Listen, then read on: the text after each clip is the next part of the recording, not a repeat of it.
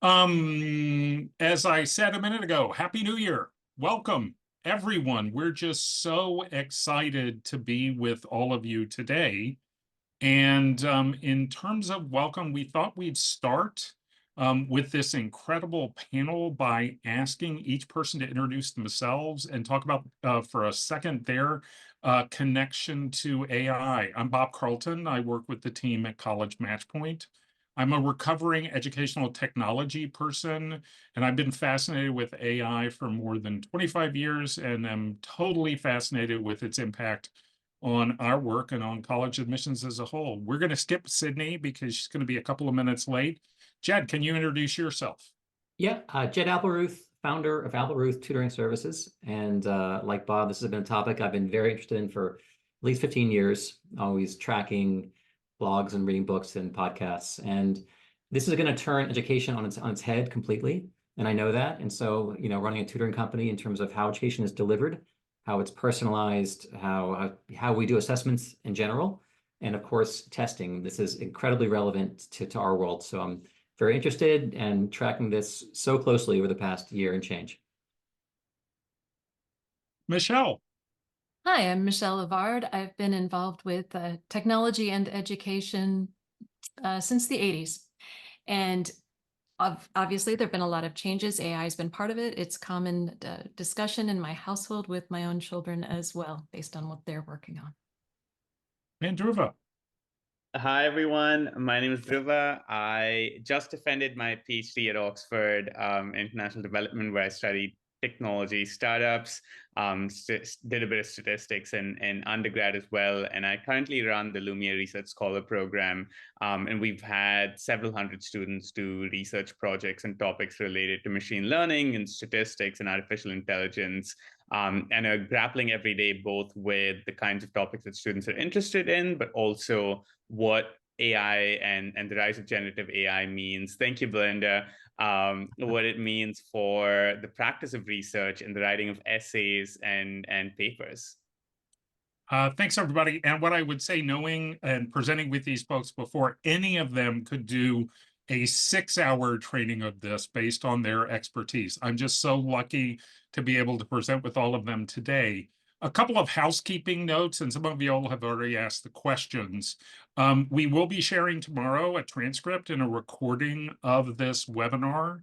We're going to use the chat for idea sharing, and we're going to try to keep an eye on the Q&A for questions, but we can't guarantee you that either A, we'll know enough to answer every question, or B, that we'll have enough time. Even though all of us are fast talkers, I think Michele is the one that speaks at the most normal clock speed.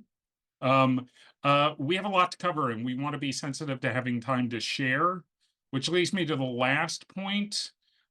Something probably happened while we started this Zoom that changed these slides. Right before these slides were finished, OpenAI announced something that impacts these slides. Stuff changes fast. And this group, while it's really good, knows what it knows. None of us are faculty members. None of us are CEOs at AI companies, at least I don't know. And so we just want to let you know we're going to share this information. Please use chat for idea sharing, and we'll have some great opportunities for more focused idea sharing in a couple of minutes. And stuff changes fast and things have bugs. Now, you'll notice that throughout this presentation, we use the term AIs, not AI. That's not a bug. There is, as Jared Lanier, a seminal figure in AI, pointed out earlier this year in the New Yorker, there is currently no one AI. There is no artificial general intelligence from which all answers come. And we all work in a profession where words matter, and being intentional about words can have an impact. There are multiple AIs. And today, we're going to try to be conscious about identifying the context of the AIs that we talk about. Now, it's hard to believe, but ChatGPT launched 400 days ago. Since then, it hasn't just been ChatGPT. A lot of stuff has happened. Cupid got the #1 song on TikTok. Barbenheimer totally resuscitated films. You haven't watched season 2 of The Bear? You ought to. Spain crushed the Women's World Cup. And 181 million people around the globe use ChatGPT, the fastest growth of any technology in history. Now, given that, we want to make sure that this conversation today isn't just about us talking at you. So the first thing we want to do is use a technology that many of us have used before, Padlet. Michele just put the link for Padlet in the chatbot. Padlet is one of those super simple technologies. You simply use the technology to add a Post-it note. So you'll hit the plus sign and you'll type in whatever you want to type in for that note. The prompt we're asking everyone to share on for the next several minutes is, how have you used AI so far that you found valuable? So what you'll do is you'll go to the Padlet, you'll hit the plus sign, and you'll share, how have you used AI so far that you've found valuable? Great. Thanks, somebody, for getting the conversation started. If you can just add the stuff that you found valuable. I do want to note to everyone, of course, we'll be sharing this Padlet. It'll stay live. And then, honestly, we'll be sharing the materials in the follow-up note. I'm going to try, for those of y'all that Can you are change the having tech setting? problems, Yes. just to give you the direct link and see if that helps you any easier to get in. It's always interesting to sort of watch the live feed here and to see what people are finding.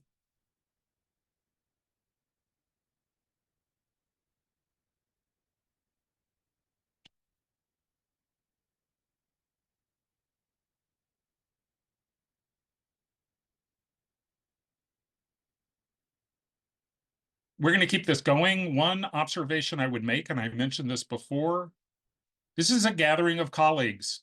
Everything you see here, feel free to be inspired by your colleagues to try that out. AKA, this is open source.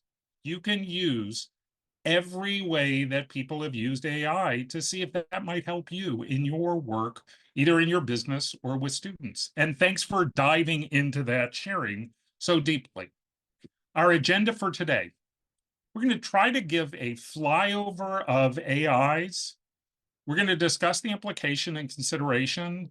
Then we're going to try, both as colleagues and as the larger group, to share tips and best practices. Now, a comment. This is a great Danish proverb. I think about it when I'm making college lists with students. Prediction is hazardous, particularly about the future. We don't know. What we know is our work with students. What we know is our work with businesses. What we know is the way we've processed AI. And what we know, and this is a model that the research firm Gartner came up with to describe all technology. The first instance that they used was the good old fax machine, okay? You have a technology that comes on as innovative. It reaches a peak of inflated expectations. None of us can predict, but it sure seems like we're coming close to the peak of inflated expectations for this era of AIs. And there will no doubt be a trough of disillusionment. I thought this would do the things I wanted it to do, before we get to the slope of enlightenment and ultimately this mythical, we haven't found it yet, plateau of productivity. Now, in terms of the agenda, very specifically, we're going to have folks drive us through where are we with AIs as we start this new year, the shift for AIs in admissions, some of the opportunities and challenges that are in front of us, AIs in our actual work, and then, as I said, we're going to try to break up the idea sharing throughout today's conversation. I'm going to turn it over to Jed and Dhruva to Yeah. drive us through this section of Where Are We? Beautiful. Excellent. Thank you so much, Bob, and welcome everyone. Happy New Year to all of you. Before we dive into the slide that's on the screen right now, I wanted to take you about 3,000 years before 2024, because I think the idea of artificial intelligence and the questions that we're grappling with today aren't new.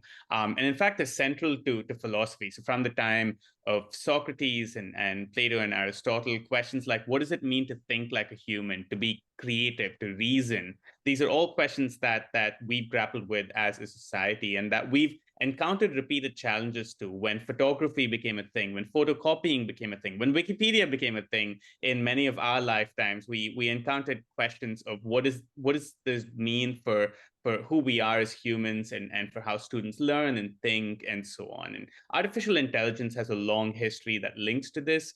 In the 1950s, Alan Turing introduced the concept of a Turing test that says, is it possible for a computer program to fool a human that interrogates it into thinking that it is a human? And that would be the indicator of artificial intelligence. In the 1980s, we had other thought experiments, such as the Chinese room thought experiment that said, let's say there's an artificial intelligence, there's a computer that can pretend like it understands Chinese. So basically, it takes the words that you're saying, translates it, and then says it back in Chinese. And it can fool a native Chinese speaker into thinking that that person is speaking to someone who actually knows Chinese. Does that computer actually understand Chinese, or is it simulating the ability to speak Chinese? And what does that then mean for how we think about sort of what is authentic and what's not authentic? However, till the 1950s and the 60s, most of this was primarily theoretical. And as Jed is going to take us through, there are decades where nothing happens, and then weeks where decades happen. And we're currently in that moment. And underlying a lot of what Jed's going to talk to us about right now is three things. Why has AI increased so much? The first is improved data. A lot of the models that we're going to talk about are basically trained on, quote unquote, all of the internet. There's an enormous amount of data, human created and otherwise, that's available for these computer programs to chew up, that wasn't there previously. The second is improved computing power. So the foundation for computer programs are microchips and transistors, and this electronic circuitry has increased massively in efficiency, allowing us to analyze and process data like nowhere before. And finally, all of that thinking, all of that theoretical work, the mathematicians and computer scientists who've been thinking about this for decades theoretically came up with models that were able to use the data and make use of the computing power to effectively develop computer programs that can learn, and this could learning in many different ways. And all of that came together to see the explosion in use of generative AI and all of these different programs that we're seeing. So I'll pass it to you, Jed, to take us through what's been happening this year and where we're at now. Very good. Okay, Bob, if we can go back just one slide to the advancements. Just real quick, this is something that we could spend an hour on this page. But the amount of, the innovation, the incredible speed of innovations, dizzying and destabilizing. Everybody has a moment when they just kind of get rocked by what this thing is and what it can do. When they thought, was the purview of humans, now this machine can do these things. And everyone gets this kind of, whoa, it's kind of a wobbly, ground underneath us. But this is just a quick run through of all the companies jumping into this. OpenAI has changed the game dramatically, and now everyone sees the potential for this, and it's several years ahead of schedule. And then suddenly money is flowing. Elon Musk is doing his xAI. Mistral announced over in Europe. The Pentagon, all around the world, everyone's trying to figure out, how do we get into space? How do we hire NVIDIA? If you had money in their chips, they went through the roof, because they're the ones, the engines behind all the GPUs, or all the power behind all these systems. So ultimately, we're shifting from this early text. Now it's, the DALL-E 3, better integration with images. Now you can feed GPT, you can feed it, text, images, and it can read images. It's pretty amazing. So we're moving very quickly, very speedily, and this year should be on pace to be more of the same. if not even more rapid. There are currently 2 million people investing in GPT-4 and then 5, what's coming. So we're going to have a lot of apps coming powered by these large language models. So the arms race, it's here. The money, there are billions flowing in, and there are many billions more coming to this. And so again, we're getting to this multimodal state where video, soon you won't be able to trust video, like you can see. Being able to trust your eyes, that was an old thing. Don't trust what you read. Now, if I see it, if I hear it, can I really believe it? Because they're getting better and better and better, unless they find some kind of a watermarking or things, but things happen quickly and people respond on Twitter quickly. And so there could be some interesting things of this event really happened. It's already happened in small segments, but there may be a lot more of that. So huge investment. Anthropic has Claude, Meta's, everyone's interested, and Google especially, because part of it, if you've ever heard Sam Altman talk, OpenAI, he wants to recreate the internet. And he said there's too much advertising on the internet. And we're going to be interfacing with our chat window and not going to the net like we have for the past 20 years, which might devastate Google. And they may have to start charging for all their free Google Maps and all their things that they do. But we're looking at potentially a new world that kind of goes beyond the current internet as we know it, interacting with these bots and talking to them and then talking back to us. We're entering that stage with GPT-5, it seems like. Additionally, there have been problems the past year or so with reliability and people, talking about in jurisprudence, false quotations from false citations, and also math isn't as strong. If you type in a math thing and these bots, sometimes the math is a little bit fuzzy, but we're working finally on the next generation. Like Q-star has been teed up as potentially this might solve for some of that. And I was listening this morning to someone talking about this next generation of large language models, which are pairing large language models, just scraping the internet, the anthropocentric kind of our language, but also with things with working models of physics and the universe, like a Wolfram Alpha kind of thing. I've heard someone talking about quantum AI, where you're kind of pairing. So this is good. This part does all the hard calculations, hard science. This part does the soft things, the language, the tone, and so forth. And together, they're this super AI, maybe getting towards general intelligence. And so where things are moving. They're moving very quickly. Right now, we're in this space where there are lawsuits against OpenAI. You scrape my content. You weren't allowed to do that. Who gets rights? If you're an author, if you're the New York Times, wait a minute, pay us for the content. And so that's gonna be worked out. And also legal things. If you're an artist and you're painting things in my style, can you do that? Is that fair? What is fair use? And so there's a huge amount of legal things to go up to the Supreme Court to figure out what is fair use and what is illegal, what is copyright infringement, and so forth. And so and also how should we regulate this technology? There are people who are like, let's go fast and furious. There are folks who are scared, and very smart people who are scared, who want to regulate. Some talk about regulatory capture, like if we let these big companies get involved and stamp out smaller players, that might really advantage the big ones who are already established. So there are all these questions taking place about where this goes. But no, it's going to be a lot of action, a lot of money, a lot of big players coming and going, companies starting, failing. And we're going to see this entering our worlds all over the place, our workplaces, education, our Facebook, pretty much everywhere. We're going to see this coming more into play in our world. Okay. One observation I would make, I mentioned this earlier. I got literally an hour before this webinar an email from OpenAI letting me know that on Monday, a store for self-created GPTs will open. People will be able to make their own My Chat GPT and sell that Chat GPT for the problem that they're trying to solve. Let's talk a little bit more, if we can, about the idea that sort of AI is everywhere and integrated into our work and personal lives. Yeah, and I think this stems really well from what you guys said in your Padlet, where you can see a whole spectrum of people's comfort with and engagement with AI. There's people who've never used it before. There are people who say they're experimenting with it, trying out questions to try and see what's happening.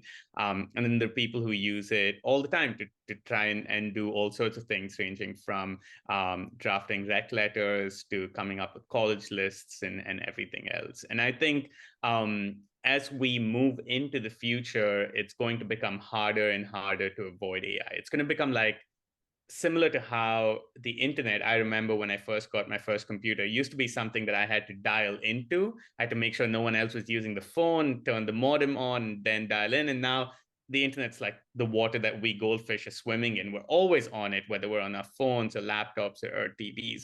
And so AI has the potential to be similar to that, where whatever app we're on our phones, whatever program we're using on our computers, whatever website we're on, AI and generative AI in particular is in some way integrated into the work that's going on.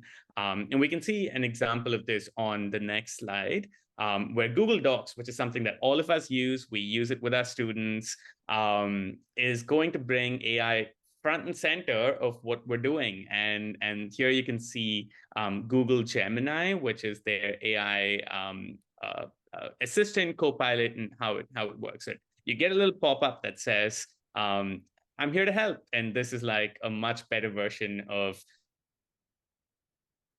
from Microsoft Word, Clippy, but this one actually is smart and can actually help you. And so you just type in there a little question that goes, either you or your student types it in going, I need to write a college application essay, and I want to write it about this time that I struggled with mental health in 10th grade. And then it says, here's a structure for an essay, and here's how you can write it out.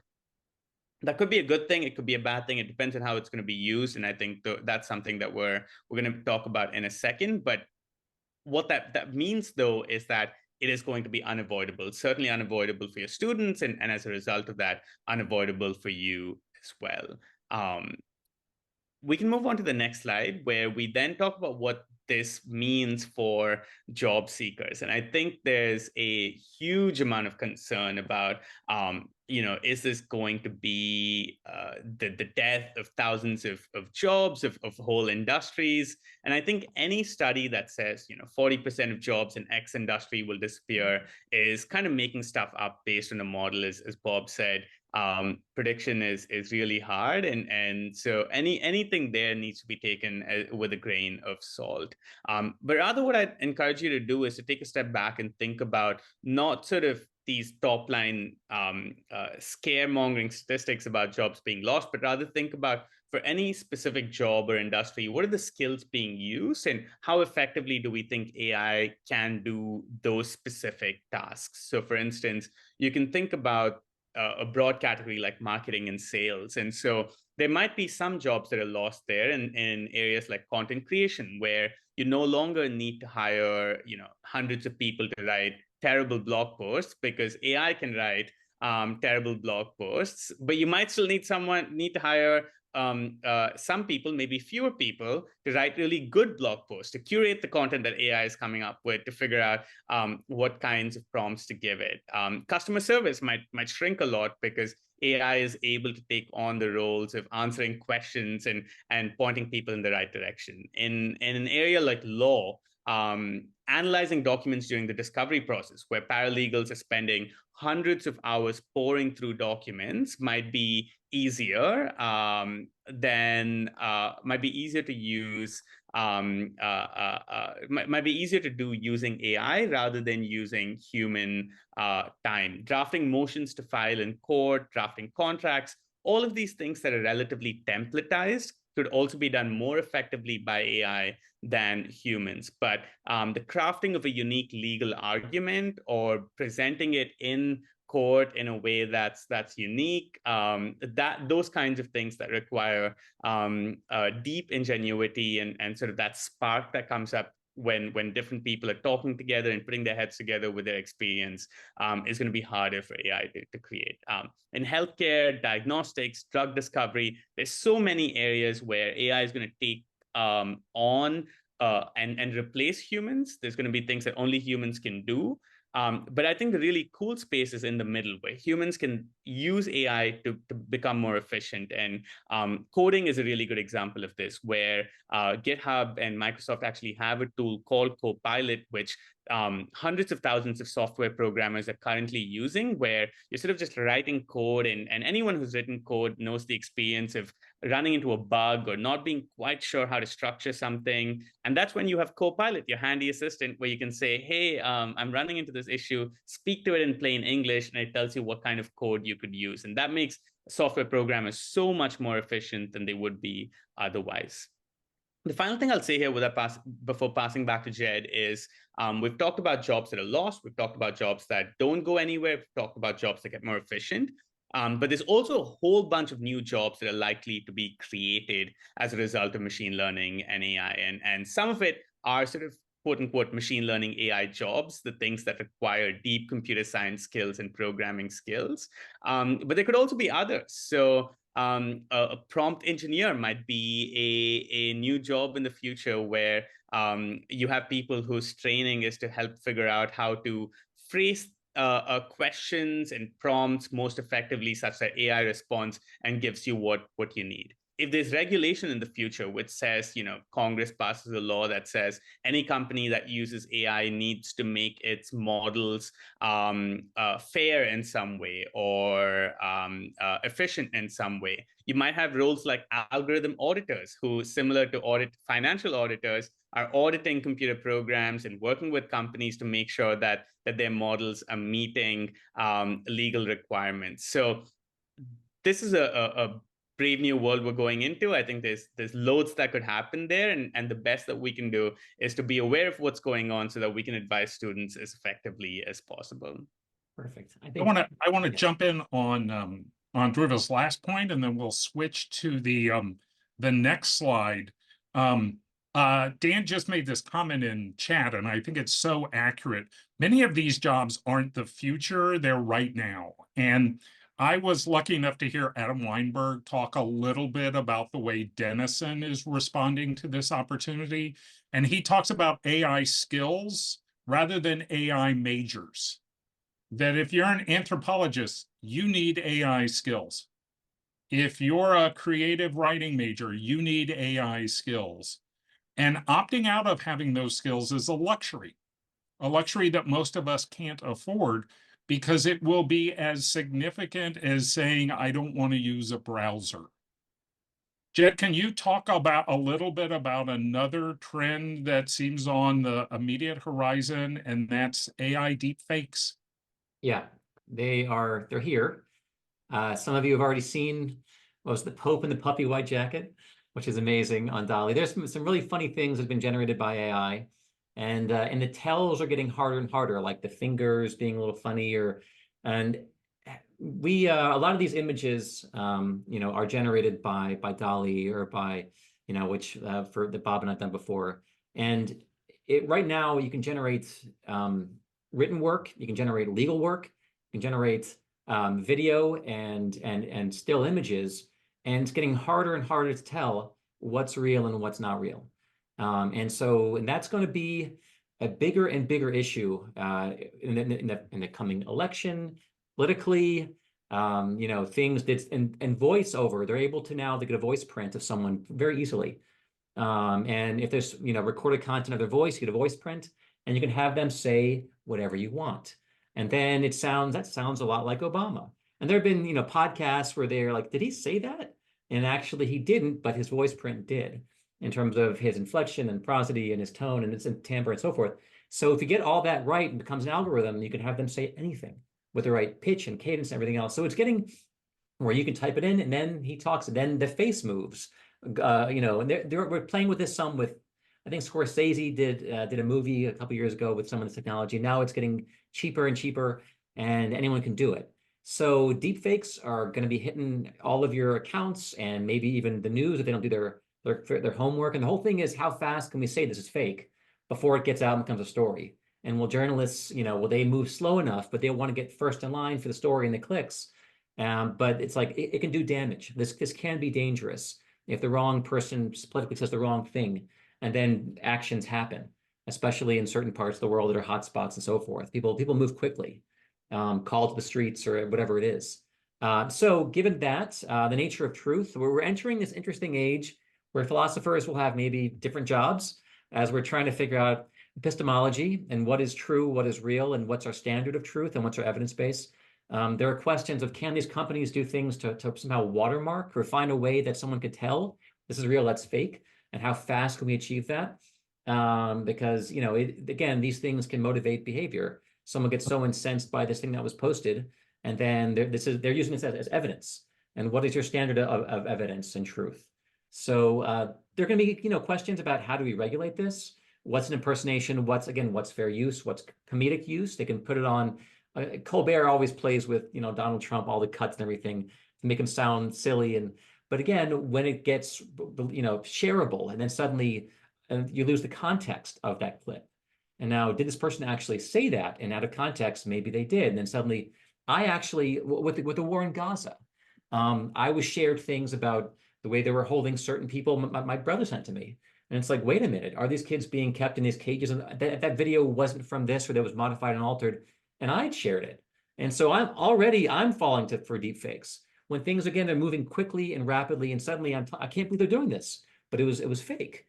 And so there's so much more of that coming. And so how do we teach our kids how to be better consumers of information, how to be skeptical of, again, what is the source?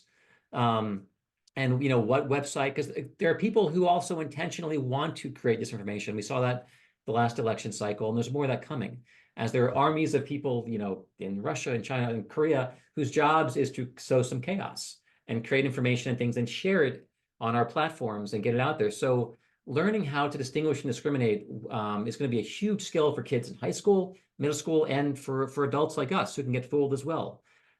So putting our skeptic hats on is going to be more pivotal and critical as we go forward with this new world of AI and these incredibly powerful tools we've created to generate images and video and voice and text. Two things I want to jump in on before the next slide. The first one is creating images. Many of you will notice the bizarre images that accompany these slides. All of them were created by ChatGPT. None of these images were created by iStock. They were all created by tools within ChatGPT. And the second observation I would make is drawing back to Dhruva's observation. At its core, this is a 3,000-year-old question. What does it mean to be human? What does it mean to create? And how are those two things connected? What does it mean to have quote unquote authorship and ownership and original thought? That is an entire other webinar that probably needs to be around a small table with less than 207 people. But these are core human questions as opposed to broad geek questions. Now, we've put our predictor hat on. We want to encourage all of you to put your predictor hats on. Some of you have jumped ahead, and that's great. We'd like to encourage you to go to the what is your #1 prediction for AI in 2024? You can add predictions about anything that's on your radar screen. College admissions, your work as a creator, maybe you're an artist or a performer, politics, media.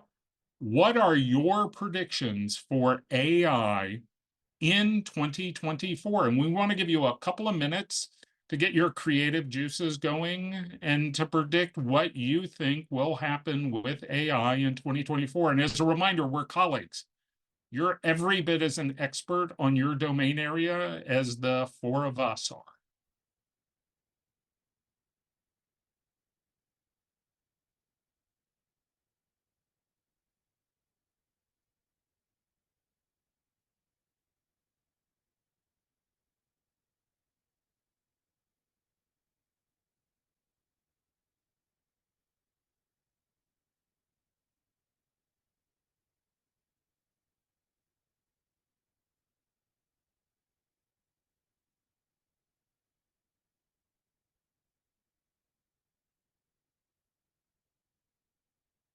Going to give folks one more minute to have their creative juices flow and to give your prediction of what'll happen in this year. We promise you we won't keep these and a year from now figure out who was right or who was wrong. But instead, it's really just hearing colleagues share what they think their prediction is for the coming year.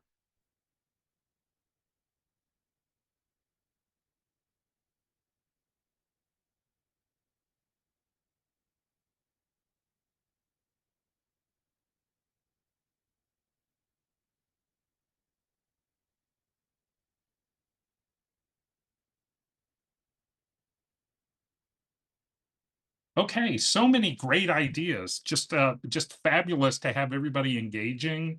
What a fabulous way to start the new year. What we want to talk about now is we want to turn our attention to this year in terms of AIs in admissions. And I want to make a comment before I hand it over to Michele and ultimately to Sydney by making an observation that we're all eager to jump here. And I would say, having been around technology for more than 35 years in education, there are two almost reflexive things that come up for all of us. One is the fear of bad actors. Okay? It is common to say, I know that people cheat. This is just a new way to cheat. Okay? Technology may be a lubricant to cheating, but it's typically not the root cause of cheating. Human behavior is the root cause of cheating. Okay? The second thing, honestly, is a sense that, hey, I'm not a technologist. I'm not an expert. So I'm going to sit on the sidelines.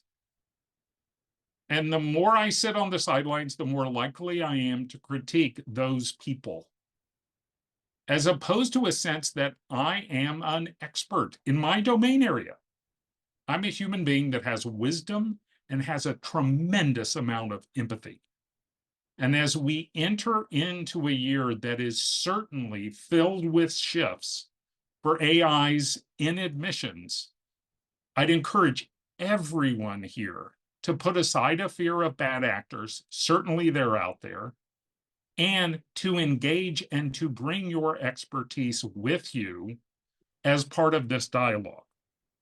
With that as a context, I think, Jed, you were going to give us a slight overview of the survey that the ACT research delivered in December around how students are using AI.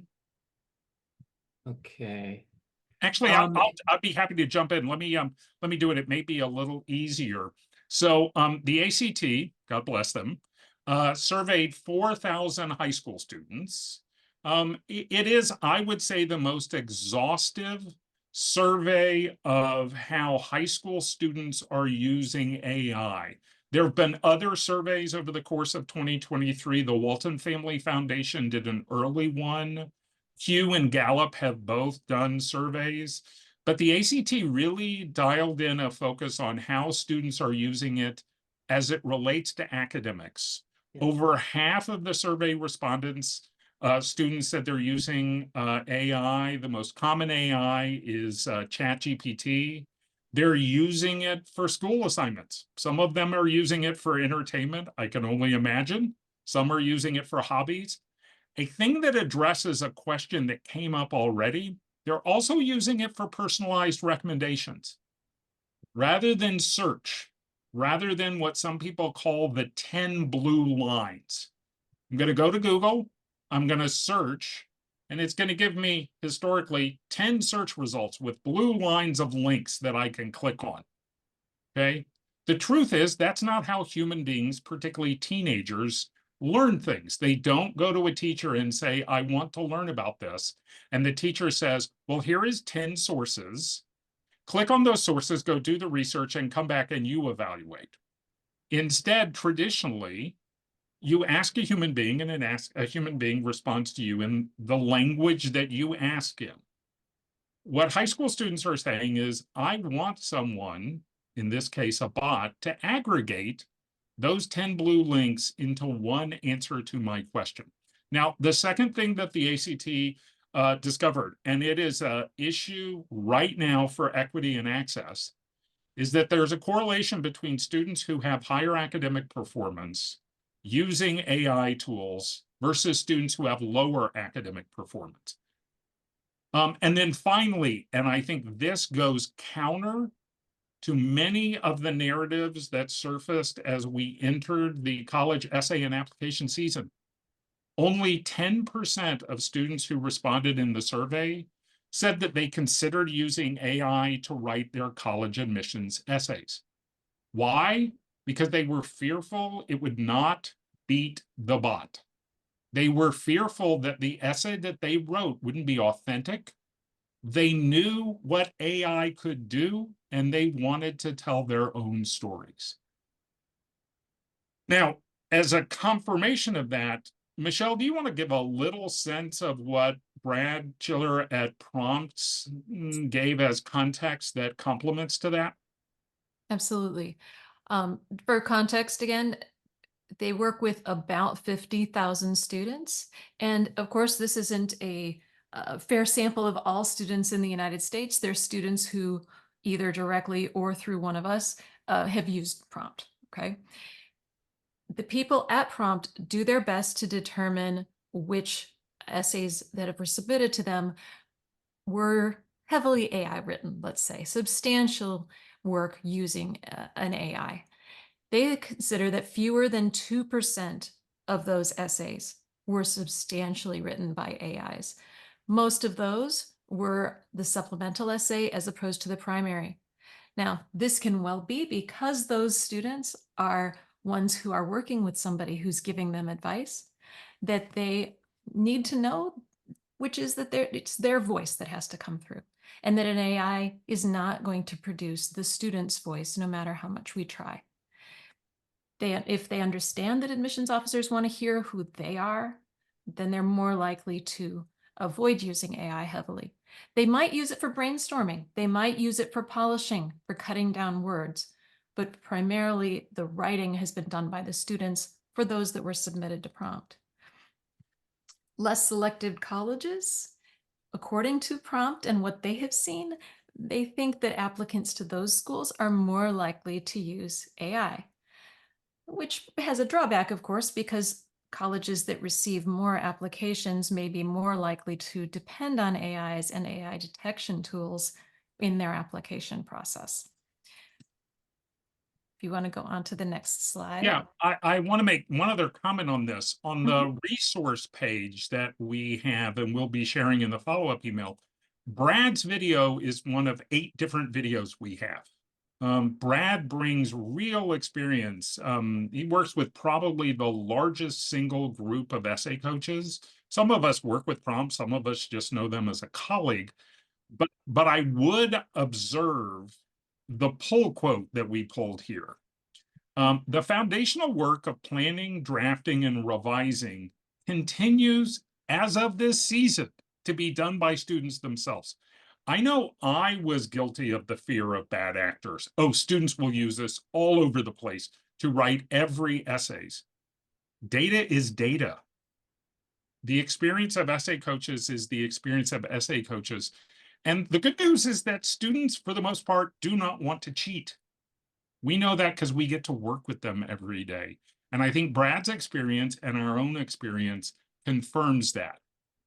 Now, I'm sharing here a piggyback on that, and that is a student that was interviewed on a fabulous podcast. We haven't had it yet, but every AI webinar I've ever been on, there's a time you get to where people name check great podcasts about AI. I am convinced that in 2023, the entire podcast industry existed for episodes about AI. It's just on every podcast in the history of the universe, okay? But this student shared his predictions of AIs in 2024. And there are 3 salient ones that I think we might want to be aware of. One is that he's drawn to the fact that AIs give him quick, fast feedback. He's a math student. He codes. He loves that he can test his work. And he loves that he can do it at 11:30 at night when his teacher or lab assistant isn't available. 2, his parents have shown him what the first iPhone apps look like. And these apps are just as boring looking as the first stage of AI apps, the first stage of iPhone apps. Bots are boring to look at. Trust me, I look at hundreds of them. But then finally, his observation is that there are certainly threats for educators, but there are substantial opportunities for educators to build on AIs to make what is for all of us, as Dhruva said from the beginning, the goal of learning, and that is personalized learning. That for some students is a luxury that they don't have experience with or access to every day. Now, Sydney and Michele, I think you're going to talk a little bit about some of the data around how colleges are using AIs. Sydney? Yes, sorry. Yes, I had to come off of mute. Yeah, so I think what's really interesting is so often when we think about AI, I feel like as consultants and educators mainly think about our students, but we don't actually think about the flip side. We don't think about the admissions offices and the institution of admissions, right? The workflow and process of admissions and how the actual landscape and process can change on the back end, which of course will have front end implications for our students. And so there's interesting information and data on the ways that schools are currently using AI, but then also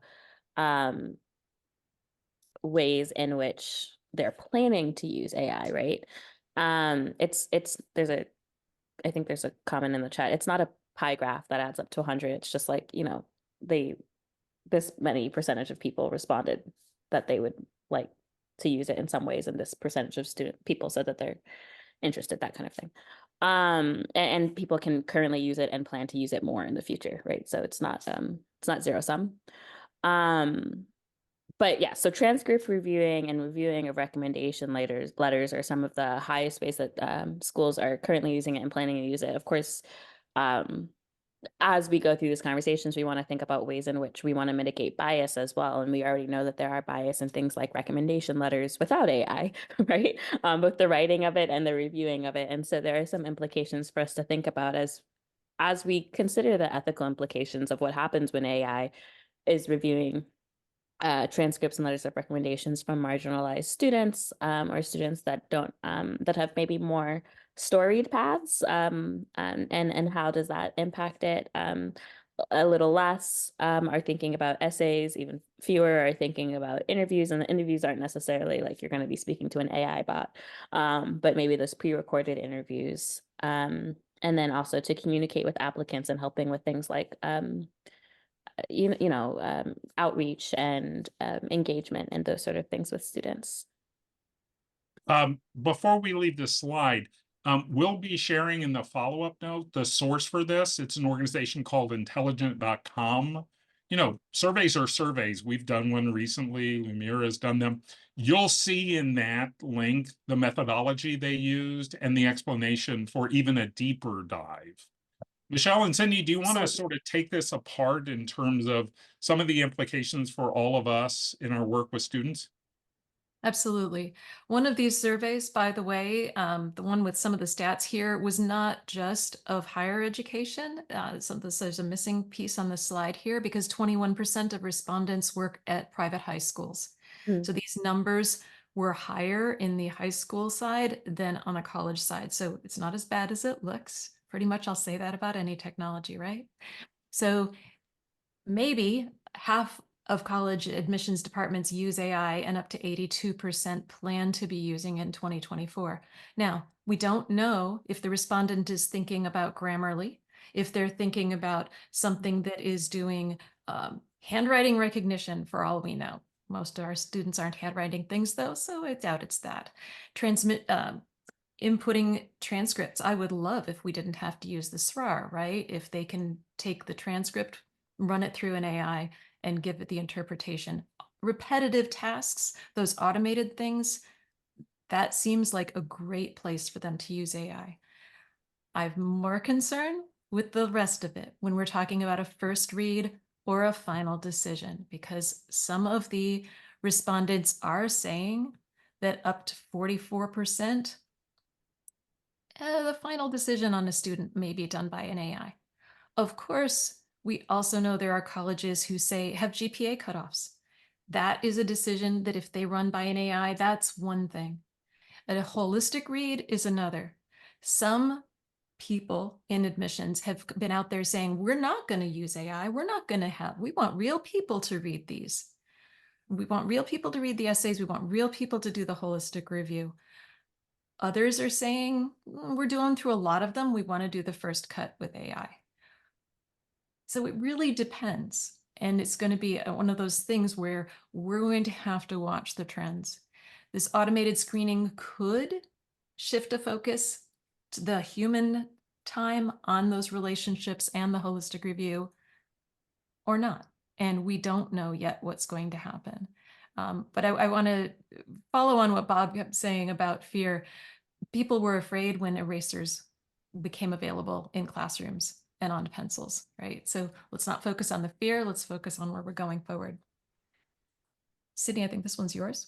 Yes, absolutely. So I think first off, I'm gonna give you time to read this. I'm not gonna read the slide for you. So I'm gonna give you some time to read what the several different admissions leaders are saying, and then kind of see where I see the opportunities and the through lines. I think all admissions leaders can agree and can testify to the importance of human readers, right? And the importance of really evaluating students for who they are as a person, and not just having it be 100% automated, computerized system. I don't think that's where the majority of admission leaders are going.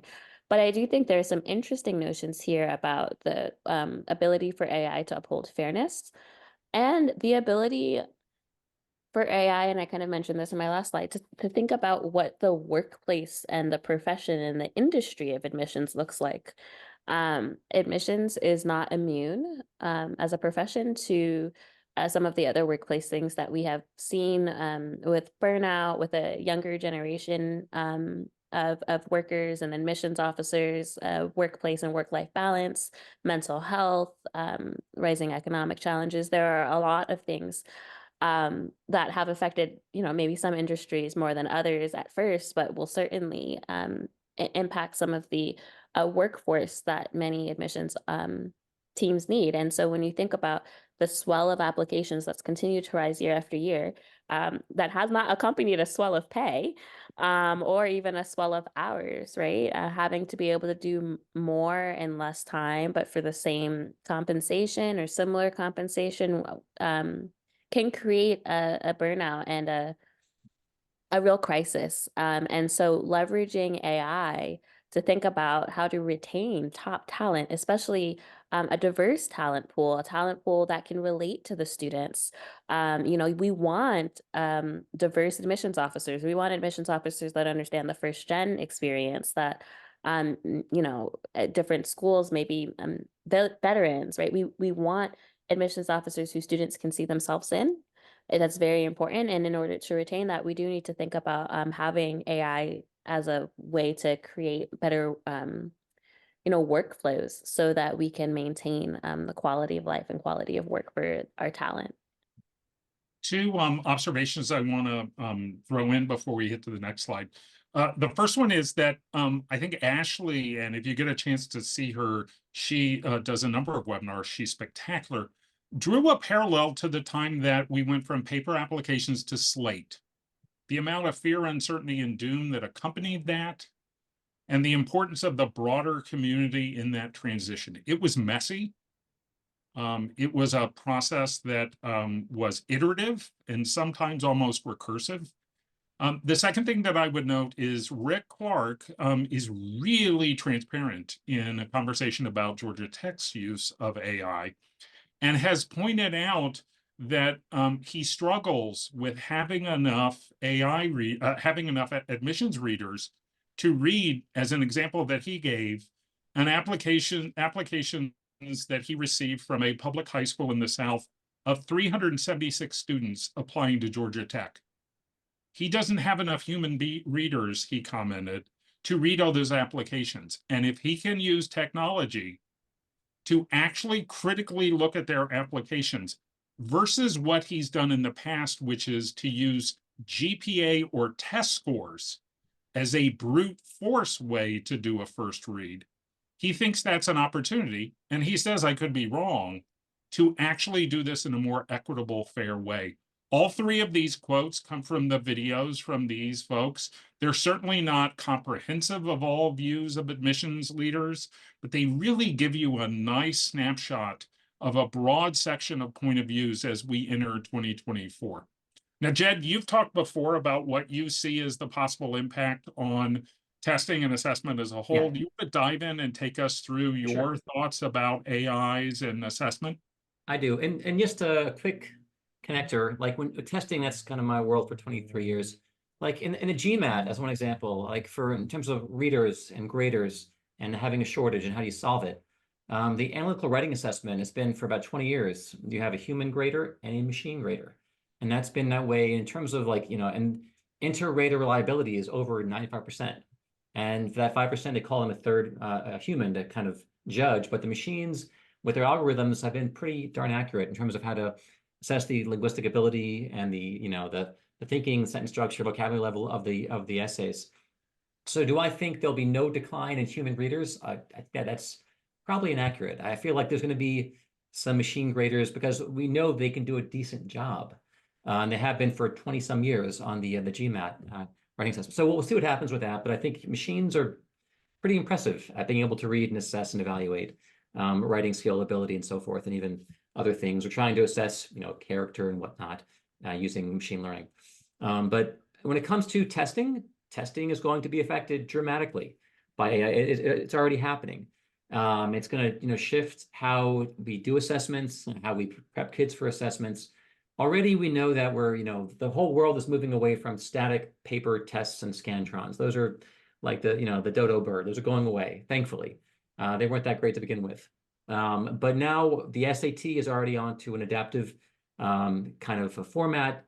And that's the same as the GRE and the GBAT and many other tests for 25 years. They've been on that format. The ACT is coming. We're going to see an end to any static tests over time.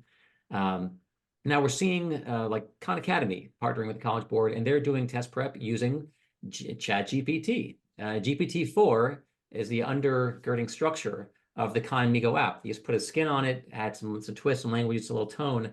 But when you're working with Khan Migo, you are working with OpenAI's GPT-4. And that's where, again, there are 2 million developers working on that. We're going to see this coming left and right and center. Get ready for this class, this prep, this thing. You load up your information, and there's a bot which tests and queries and assesses knowledge. And globally, we're going to have to rethink how we do assessments. We gave a talk, Bob and I, and interviewed someone over at Penn, Malik, talking about how the essay is dead as a form of assessment. Given generative AI, if you know how to prompt engineer properly and lead it up right, it's nearly impossible to differentiate between a human writing and the machine. And so in all attempts at, OpenAI has given up trying to differentiate, is this human or AI? Because there are so many false positives. It's overwhelming. So many people who write, and it's like, this is AI. No, actually, it was written by the student. And so that makes the AI testers pretty much worthless. And so the question is, are we going to have a return to, assessments that are proctored? A kid sits down and they're being observed versus we have them writing at home. But then was this their work? Is there integrity? Is it authentic or not? Additionally, again, there'll be questions of, can we use AI to measure and score and assess, creativity, critical thinking, ethics, other things besides these straight cognitive tests we've had for many, many years? Can AI help? You feed it in other things, and suddenly it scores students on these other measures. And then again, there may be a return. I mentioned to the essay on the SAT or the ACT or something else to make sure the kid actually wrote it. And that may be a thing that we see in the future. And then finally, one thing we're looking at is the potential to have everything so tailored using AI, using just other algorithms to give a student a test that's totally designed for them, totally bespoke based on how they're responding.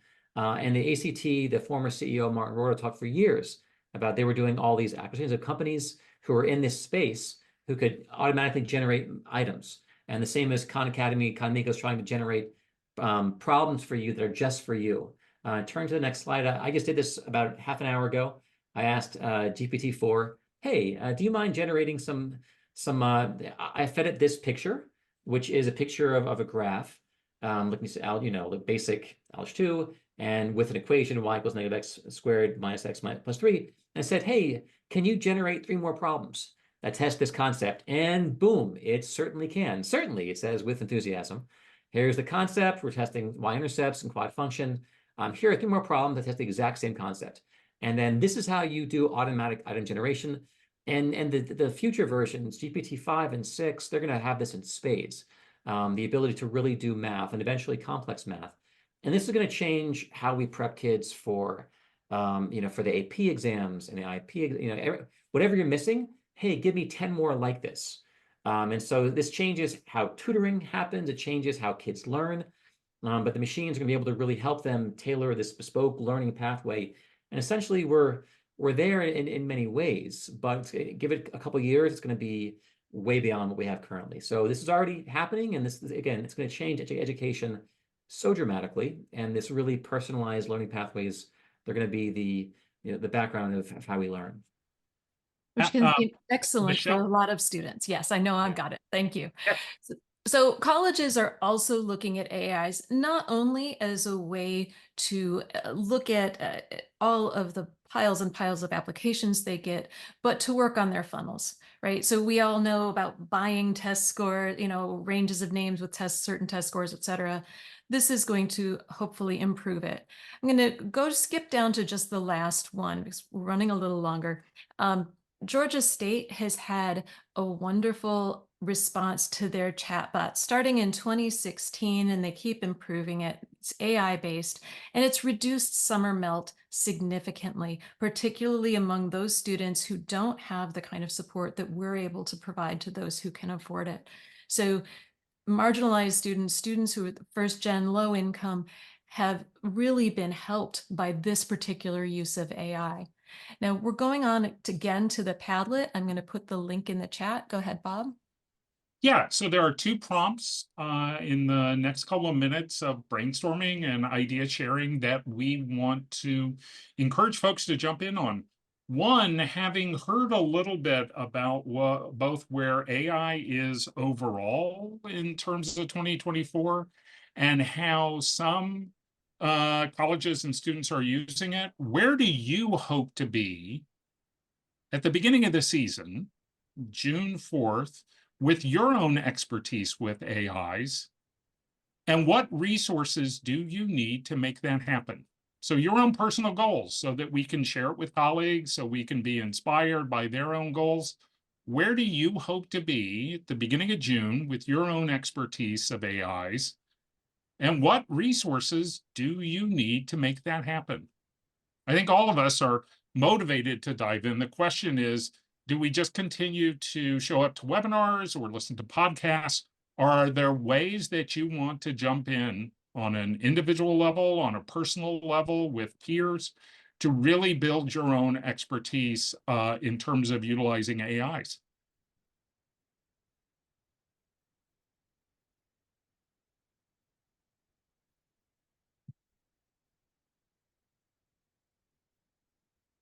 We're going to give it 1 more minute before we jump back to the presentation. Again, as a reminder, the webinar is scheduled to go until 2:30 Central Time. We, of course, for those y'all that are super busy and can't say the whole time, will be sharing the recording and the transcript. Okay, so great ideas. Again, we'll be leaving the Padlet up. We now want to go through at a high level the opportunities and challenges that we think are in front of us in terms of AIs in college admissions. In December, many of you responded to the survey that we shared to really get a sense of how college counselors are viewing AI in 2024. Rather than looking at AI experts or college admissions leaders, to really get a pulse on what college counselors, both IECs and school counselors, think about AI in the coming year. I won't go bullet by bullet, but we'll be sharing this in the follow-up note. But I will draw attention to 2 things. One, college counselors' concerns have shifted away from students' use. It's still there, but it's shifted away from students' use, and it's shifted clearly to a concern around how colleges plan on using AI in 2024. And then the second thing, and again, we'll share the details on this in the follow-up, the majority of counselors are planning on adjusting their counseling approach in 2024 based on AIs. And almost half are concerned that the role of college counselors may be devalued by AI. Now, the good thing is we're not powerless. There are so many ways we can get involved and be part of this process. And a lot of that goes around ethics and integrity, but also a lot of it goes around training and better understanding it. Now, Michele, one of the concerns that was raised was transparency, and I know this is an area that you have deep expertise. Do you want to share a little bit about what you see as the challenge around advocating for transparency? Well, the challenge is that we need to advocate for transparency. Absolutely. We need to be clear about how and when we ourselves are using AI. I want to start on the professional level as us as individuals, as us working with colleges, right? How many of us read terms and conditions or privacy statements? It's long legal documents, and a lot of us might scan over them. If you read ChatGPT, it says, if you create an account or you use the services on behalf of another person, you must have the authority to accept these terms on their behalf. Also, you must be at least 13 years old to consent. If you're under 18, you must have a parent or legal guardian's permission. I would recommend we don't just feed information from our students into ChatGPT. It is against the terms, in my view. I'm not an attorney. I am not giving you legal advice. The Otter AI privacy policy speaks about what they do with the information. They do not knowingly collect information from under 13, but we as users acknowledge and agree we are solely responsible for notifying anybody else in any meeting that we use their technology with. You use Otter AI, you're supposed to explain to everybody else you are responsible for communicating that. How many of us read these things? They are buried in the text. It's 9.2, it's 18.4. I can pull them up. But we need to be aware of what tools we're using. We also, I hope, can advocate with admissions leaders that they talk about how they are using it. I've seen in the chat people are worried about, oh, are we now going to become keyword? I hope not. I really hope not. That we are the ones saying, well, you got to use this keyword and that keyword, or you're not going to make it through the bot. Let's hope that we can help support an ethical, appropriate use of AI that won't increase inequities. With our students, after we've been doing it ourselves, modeling integrity, let's talk to them about it. Let's talk to them about their ethical use. AI is a tool, all of these different ones. They're not a substitute for doing your own thinking and talking for yourself. But they can provide multiple perspectives. I always counsel students to look at multiple points of view on anything they're looking at. Not only themselves, their counselors, their teachers, other adults, their peers, and I don't mean shopping out their essay to everybody, but in general, look at multiple perspectives. AI can be one of those, but it doesn't need to be the one and should not be the one. Sydney, you got a topic on equitable access as well. So, guys, ChatGPT is my best friend. He's my buddy. I've decided he's a he. And I really can't imagine my life without him at this good moment. But I think the more that I have done life with ChatGPT, the more that I think it's important that we talk about equity and equitable access. I know there was a conversation in the chat also about the true disparity. And I've mentioned this to my partner also, that, the reality is that very high achieving students are the ones most likely to get away with using ChatGPT in their writing, because it's very difficult to tell, right? But I think the other side of that is that what does that look like for equity? Because there are non-problematic ways of using ChatGPT, but only some students are getting guidance from their school, from their teachers, from their counselors on non-problematic ways or helpful ways to use ChatGPT. I mean, you see this in the business world. There are lots of people who are using ChatGPT in their business in remarkable ways. And those that are not, you know, and I am not by far an expert in using it in business, but, you know, even I feel like, wow, look at that Instagram ad over there telling me the 12 different prompts that they use to save them 3,000 hours, right? There's like now a little bit of a difference. And so when we think about access to these tools, to these tricks, to prompt engineering, to useful, non-problematic ways of using AI, we need to think about how we're making sure that students that are marginalized, that don't have a personal counselor, a private counselor, who aren't coming from maybe the best of schools, or who have a teacher who doesn't know either. Maybe they don't have computers at home. Like, how do we make sure that they don't get left behind in the growing and accelerated pace of technology advancements in education? Because that will cause a divide, maybe not next year or the year after, but when we look at 5 to 10 years from now, there will be an entire generation of students who have grown up engineering prompts on AI, and students who haven't. Right. And when we think about different majors and what's happening, we need to be mindful of that. And so what you can do with your students are, of course, guide them on using AI tools as generative aid or, you know, other ways, and not as a substitute, and express the, of course, importance of leveraging multiple perspectives as well.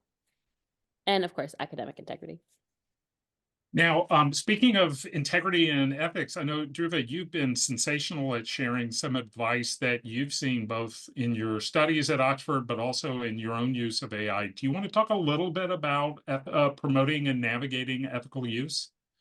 Absolutely. And I can do this quickly and divide this into two parts. There's the question of how do you use it ethically in the writing process, and how do you use it ethically in everything else? I think the writing process is where navigating ethical use is the trickiest, because that's where you really run into issues of authenticity, of plagiarism, of creativity, and all of that. And I think there, to the point that you made earlier, Bob, is realizing that students don't want to cheat and don't want to do bad things most of the time, and sitting them down and going, not just you need to write this essay, but what is the goal of this activity of writing essays? What are you hoping to achieve through this? What's the college trying to get from you?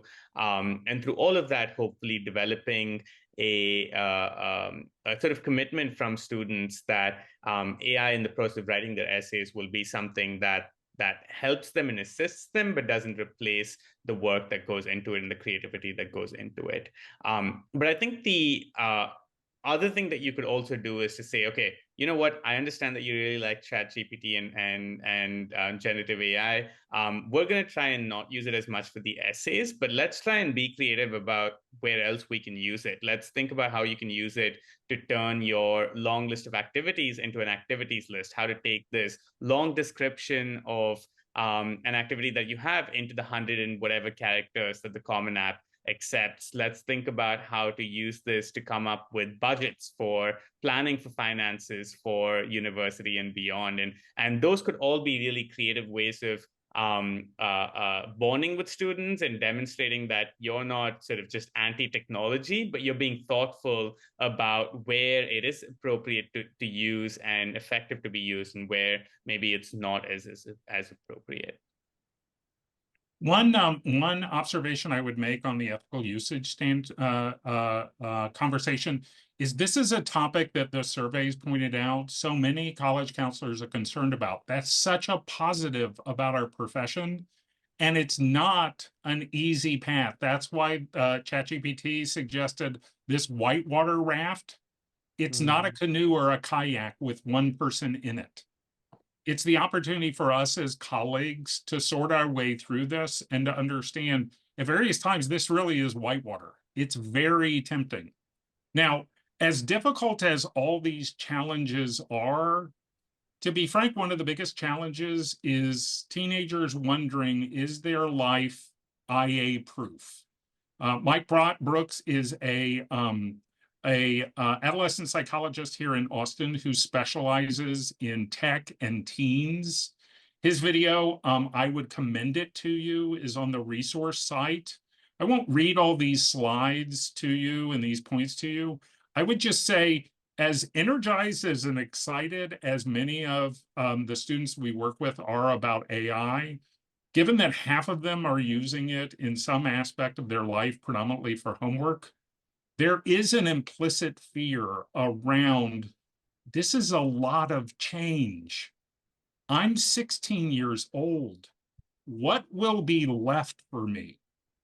A fear of a loss of agency, a loss of control. And Dhruva started us out with this 3,000-year-old question about identity. Identity is a three-dimensional chessboard when you look at AI. What does it mean to be engaged with extracurriculars that I'm excited about when so much of my life has been automated? So Mike's points, I think, draw all of us to the fact that this isn't just about college admissions. This isn't just about the supplemental essay that Tulane requires. This is at its core about students navigating their journey through young adulthood and ultimately to thriving in their lives. Now, I wanted to share as a colleague 2 opportunities that we've seen. Our practice is lucky. We have multiple consultants, but we can only help so many students every year. And so we're eager to frankly help more students than our clients. So we did 2 initiatives this year that I just wanted to share as a colleague to say, hey, this is easier to do in terms of how to make it part of your services than you may think. The first one was the Access Common App chatbot. Marilyn O'Toole and her team did a phenomenal job 2 years ago with the Access Companion videos. They're spectacular. So many students used them. But we did notice that some students don't want to watch a 5-minute video. They want a quick answer to their question. And so we worked with Marilyn to transcribe the videos. We fed them into a chatbot app that is publicly available. We didn't do any coding. And flash forward to now, 48,000 students asked questions during on that chatbot. And they accessed the answers from the Access Common App companion. 13% of the questions were asked and answered in a non-English language. 85% of the questions came at a time where most college counselors or educational consultants are not available. The second thing that we did is we love summer and we love activities. We think that in an AI world, kids will want to be more engaged in activities, not less. And so a couple of weeks ago, we launched a more comprehensive AI tool to help students, not IECs, not parents or counselors, to help students discover. And one thing we learned, and I think this is a human insight, not an AI insight, is that people are hungry for discovery. And sometimes we think it's just search, that there's one answer, the perfect summer program, the perfect college. Fisk is great. Fisk isn't the only one point of view on colleges. And searching Fisk or searching a database is not discovery. In its first week, 12,000 summer opportunities were discovered, and through more than 3,000 students have used it. This took us 6 weeks to make. All of the tools we used are off the shelf. Colleagues, I'm begging you, if you have a blog on your website, think about adding a chatbot to your website. Try to offer solutions to a broader base of people and use technology that's available. Now, to wrap up, we want to share some final ideas and brainstorming. And the prompt this time is drill down even tighter. What's one thing you plan to use AI for in the next 2 weeks? Right? We've gone all the way high level to 3,000 years ago and Socrates to you've survived a webinar for almost an hour and a half on AI. For many of you, a frightening topic. What's one thing you plan to use AI for over the next 2 weeks?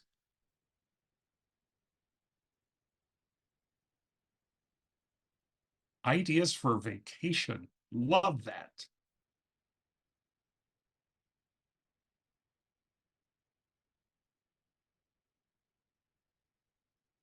I love the comment on utilize AI for LD students. There was a great research study out of Stanford that said LD students, students who have learning differences disproportionately find value and meaning from their use of AI tools. Okay, great ideas there. As we said before, the Padlet will be up for a good while.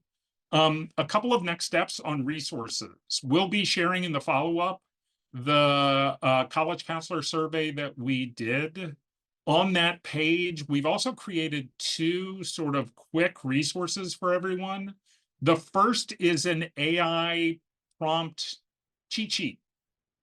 I had a conversation at the end of December with Steve Antonoff around AI and college lists. Barb, we haven't been ignoring you for 90 minutes. But I was waiting to answer your question with maybe one of the wizards of college lists. And I said to Steve, you were the original prompt engineer. You were the person that championed, rather than coming down from the mountain with tablets that are the perfect college list, ask questions. Those are all prompts. You look at Steve's books and you boil them down, they're ultimately a series of prompts to engage conversationally with students. So the cheat sheet gives you some resources on crafting prompts, some prompts to use to understand some of the tools, and then some prompts to use to understand how you might use it with students. And then because it's a little overwhelming to figure out what are some of the first tools that I should look at, we've pulled together 20 AI tools. It's not an exhaustive list.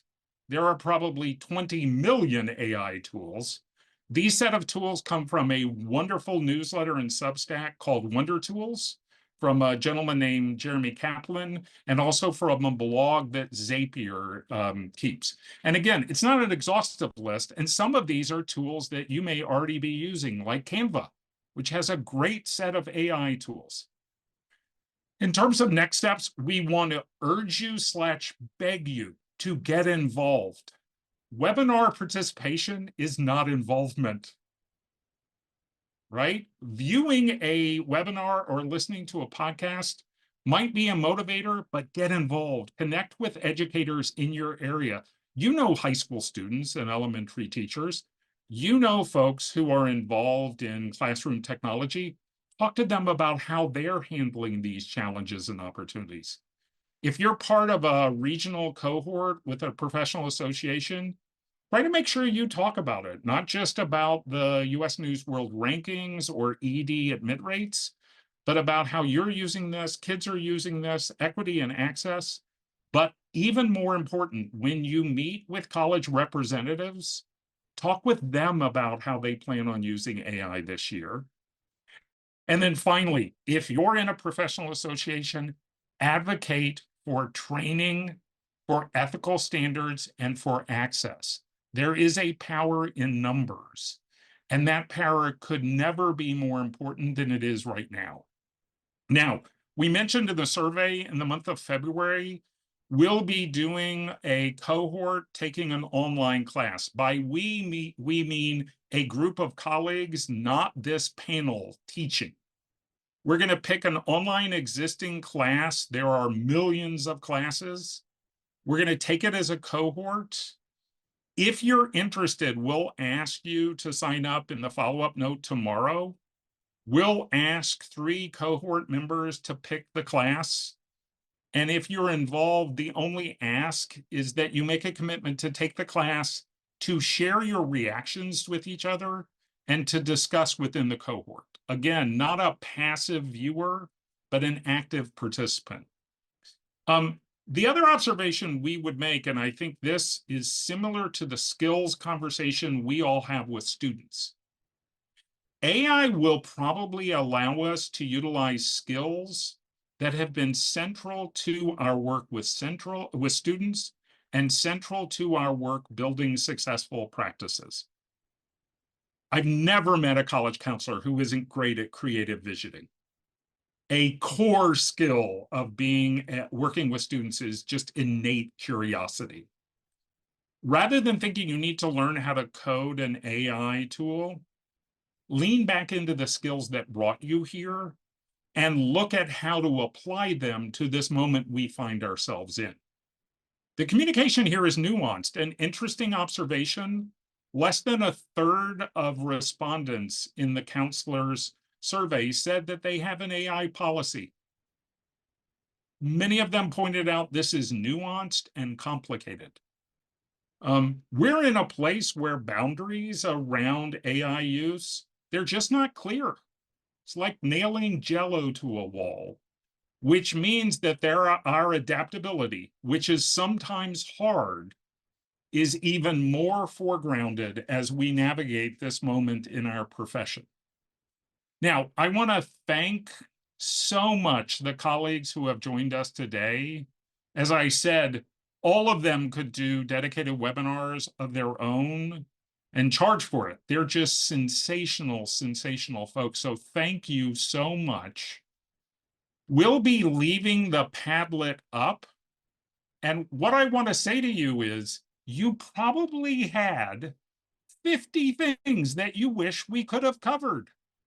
10 ideas that you had that you think would be great next topics.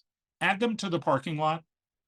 Take advantage to participate and be involved and say, this is what I think I want to do or what I think we should do. We're all fast talkers. I will tell you bluntly, I'm shocked that we nailed the end time. God bless Michele and Dhruva for keeping us on track. We hope all of you have had a great start to this new year.